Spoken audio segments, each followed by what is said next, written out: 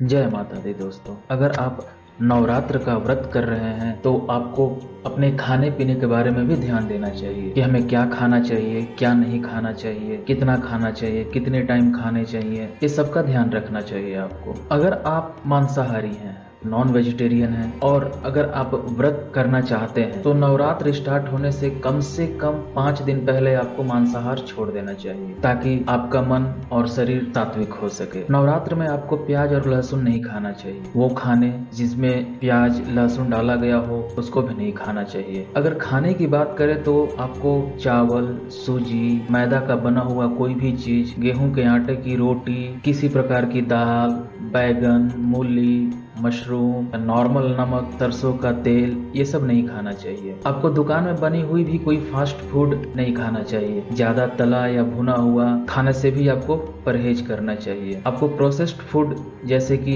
Less, chips, Kurkure, biscuit, mixtures, cake, cold drink, चाय, coffee, इन सब का भी सेवन नहीं करना चाहिए। सब्जी में आपको करेला, नेनुआ, बोदी, बीन्स, भिंडी, परवल, ये सब भी नहीं खाना चाहिए।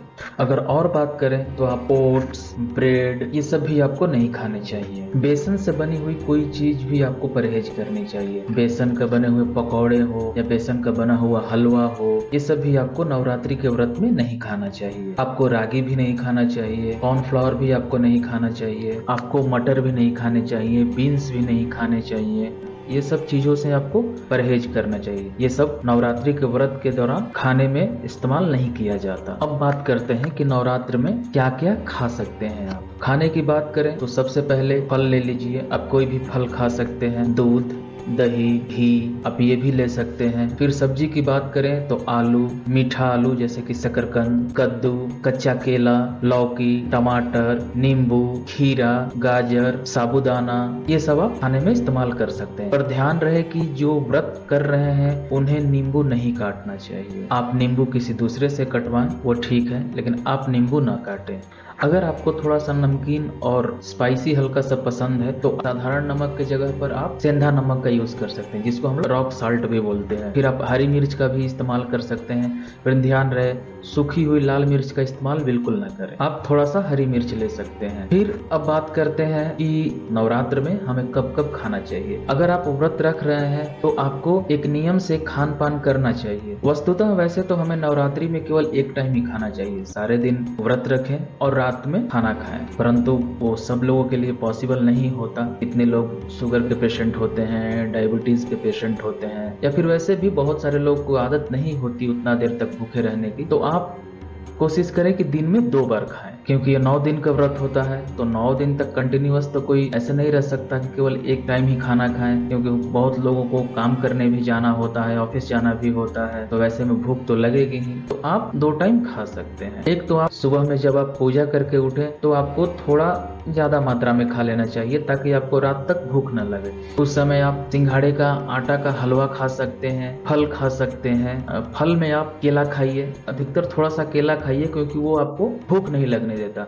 आप सेव भी खा सकते हैं, बट ध्यान रहे सेव का बहुत जल्दी पचता है, उससे खाना तो भूख तेज लगती है, तो आप उस हिसाब से खाएं। फिर आप कोई भी फल हो गया, पपीता हो गया, अमरूद हो गया या अनार हो गया, लेकिन इतना खाइए कि आप दिन में सोए नहीं, आपको दिन में नींद ना लगे, क्योंकि जो व्रत करते हैं, जो व्रत रखते हैं, उनको दिन में सोना बिल्कुल नहीं चाहिए, क्योंकि शास्त्रों में लिखा है कि व्रती को दिन में सोने से उसे व्रत का फल नहीं मिलता और माँ लक्ष्मी नाराज भी होती है। तो आपको दिन में तो वैसे भी नहीं सोना चाहिए। फिर आप ये कोशिश करें कि एक बार खाने के बाद कि आप सीधे रात में खाएं। लेकिन अब 9 दिन का है तो 9 दिन वैसे हो सकता है कभी कभी किसी दिन दोपहर में भी भूख लग जाए, या कभी किसी दिन ज्यादा किसी से बात कर लिया, ज्यादा कोई काम कर लिया तो थोड़ा सा प्यास भी लग जाता है। तो आप उस समय में 2 से 3 बजे के बीच में मूंगफली का जो दाना होता है उसको थोड़ा सा फ्राई करा ले और सेंधा नमक के साथ में आप उसको खा सकते हैं। फिर उस समय आप हो सके तो नींबू का शरबत भी पी सकते हैं, वो आपके बॉडी को सैचुरेट करेगा। मिठाई से आपको बचना चाहिए, क्योंकि मिठाई आप दुकान में बनेगा तो वो लोग नॉर्मली थोड़ा बहुत अरारोट या मैदा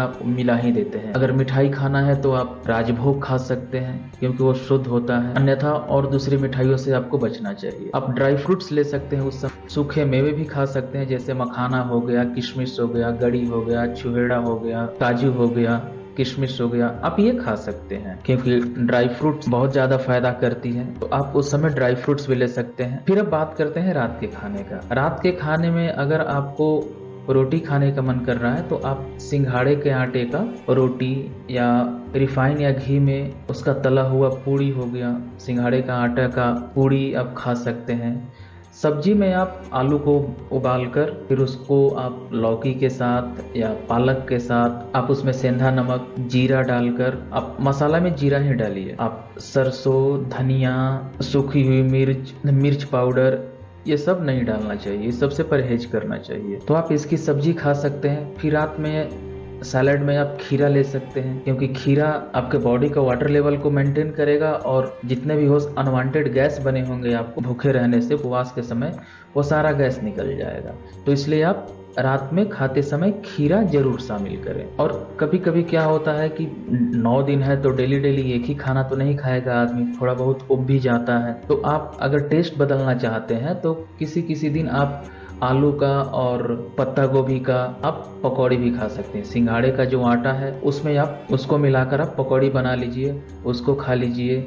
आप नारियल पानी भी पी सकते हैं, लेकिन रात में न पिएं। रात में पीने से हो सकता है कि आपको खांसी भी हो जाए, सर्दी हो जाए, तो आप दिन में नारियल पानी कभी भी पी सकते हैं। तो यही सब था। नवरात्रि के समय आप इन सब बातों का ध्यान रखें और माता रानी को प्रसन्न करें। विधि विधान से पूजा करके हर नियम का पालन करते हुए माता रानी का आशीर्वाद लें। माँ भगवती हम सबकी रक्षा सदैव करती रहे। अगर आपको अच्छा लगा हो यह वीडियो तो लाइक कीजिए। यदि आप ऐसे ही और वीडियो पाना चाहते हैं तो हमारे चैनल को सब्सक्राइब कर सकते हैं। जय माता दी।